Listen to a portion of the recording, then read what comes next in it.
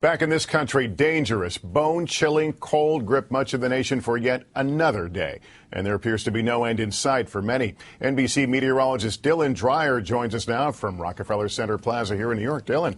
Good evening, Lester. You know, the cold has been relentless for so many this winter. We haven't even really thawed out from that first Arctic blast we had at the beginning of the year. And now more than half the country is already bracing for another, possibly colder one.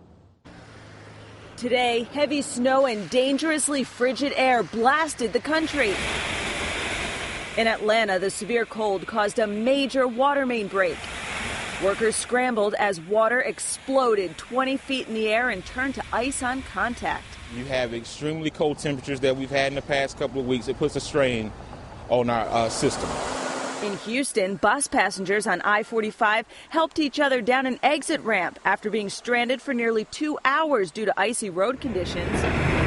In Cleveland, snow fell hard and fast early this morning. Snowplows can't seem to get it up fast and cleared out fast enough. It's just keeps coming down. On waterways, Coast Guard crews took to breaking the ice on the Hudson River, freeing up traffic for roughly 300 vessels. As bitter cold lingers in the Northeast. The snow and the cold clearly hasn't stopped ice skaters here in Central Park, but it could be a different story next week when temperatures here and across most of the country will be about 15 to 30 degrees below average. Snowfall totals this season continue to break records. Chicago has received 45 inches above its average of 17. Indianapolis 33.8 inches above its usual 14.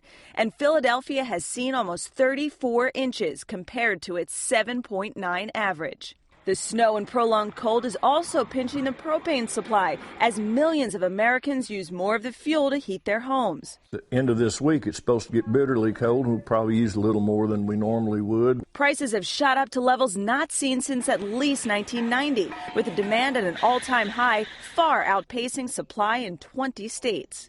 I'm concerned. Concerned now because we don't know when we're getting it. We don't know if we're getting it. And all the propane companies are kind of in the same boat.